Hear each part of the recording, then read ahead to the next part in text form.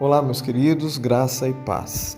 Amados, por muitos e muitos dias a gente tem falado a respeito do cônjuge, né? Da atitude de traição, de adultério, de abandono, de repúdio, de humilhação que eles praticam para conosco, né?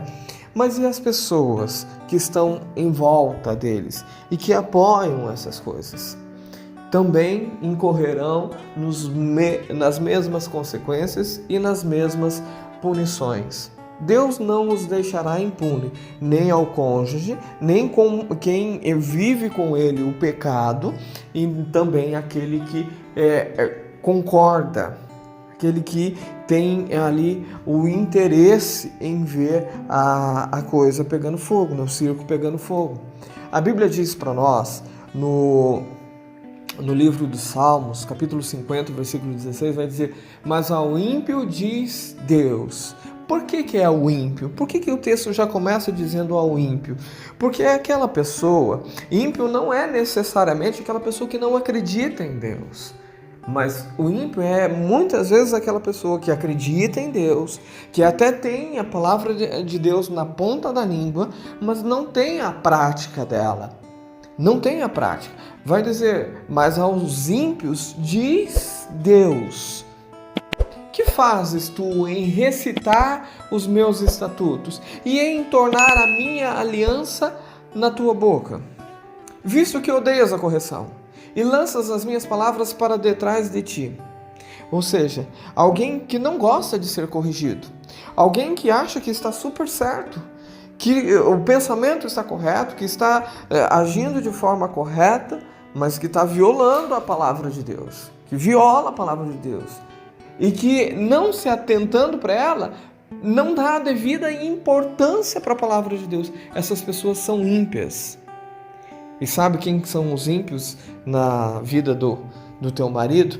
Aquelas pessoas que, apesar de saberem o que diz a palavra do Senhor, não aceitam uma correção, nem para si, nem para os outros. Quantos homens e mulheres apoiam a atitude do teu marido? Sejam pastores, membros das igrejas, pai, mãe, amigos, apoiam as atitudes erradas que eles fazem. Eles não aceitam ser corrigidos e também não provocam correção. Aliás, correção é uma coisa que está em falta hoje em dia. Hoje em dia, o que se é pregado, anunciado, é o triunfalismo. É você vencer acima de todas as coisas. O que importa é vencer. O que importa é conquistar. O que importa é Deus restituir. Mas a mudança, você não vê ninguém pregando, ninguém orientando, ninguém avisando o outro: está errado, caminha pelo jeito certo. Mas vemos pessoas olhando para os resultados e apoiando. A pessoa que apoia o teu marido com a mulher estranha lá, por exemplo, ou a tua mulher com o homem estranho, eles olham apenas a casca, apenas a superfície, e olham e veem: poxa, eles estão felizes. Bom, então, se eles estão felizes, é isso que Deus quer, né? Deus não quer a infelicidade de ninguém. Então, se eles estão infelizes, se eles estão felizes, então tá correto. Então, eles realmente devem ficar juntos. É uma pena lá que a outra, a ex, não tá junto, mas fazer o quê? Se eles não eram felizes, então o melhor é terminar mesmo, cada um segue a sua vida. O outro lá, ele vai achar uma outra pessoa e tá tranquilo. Este é o pensamento deles, mas eles conhecem a palavra do Senhor. Não é falta de conhecimento da letra, é falta de conhecimento prático, é falta de colocar o que sabem, o que recitam, o que pregam em prática. Quantas e quantas pessoas pregam e não vivem? Nossa, uma enormidade de pessoas. Mas pregam, usam da palavra do Senhor conforme os seus próprios interesses. Como diz, lobos vestidos de ovelhas. Olha o que diz aqui. Quando vês o ladrão, consentes com ele. Mas como consente com ele? Se a Bíblia diz que você cobiçar algo do outro já é errado, quanto mais você tomar para si. Mas muitas pessoas consentem. Quantas e quantas pessoas fazem justiça e juízo próprio? O cara lá vai num supermercado, tá morrendo de fome e ele furta lá algo do supermercado e aí justifica, não, mas ele precisava comer. Tudo bem que ele precisava comer, mas é melhor pedir do que você furtar. Furtar tá errado. Tá errado. Mas o supermercado é riquíssimo. Mas tá errado. A gente não pode querer justificar. E tem muito cristão, tem pessoas que dizem que servem a Deus, que justificam esta falha. E não pode ser justificado. Mas aí não para só no ato infracionário de roubar algo de alguém. Mas também fala sobre e tens a tua parte com adúlteros. Não está falando aqui propriamente da pessoa que adultera. Não é só de quem adultera, mas de quem tem parte no adultério. Quem que tem parte no adultério, querido? Quem concorda com ele. Quem aprova o adultério. Quem acha que tudo bem. Quem acha que não, eu não vou falar nada contra, eu não vou orientar, porque Deus vai mudar isso se tiver que mudar, se não tiver que fique desse jeito. Quem sou eu para falar alguma coisa? Pois é, somos mensageiros de Deus, todos nós. E todos nós devemos não compactuar com o pecado. O pecado ele não deve ser compactuado, de jeito nenhum. De jeito nenhum. E vai continuar aqui, soltas a tua boca para o mal. E a tua língua compõe o engano. Quantas vezes, ao invés de pregarmos a verdade, pregamos a mentira? E isso eu falo para aquelas pessoas que apoiam as coisas erradas, conhecendo a verdade, apoiam o erro, apoiam a falha.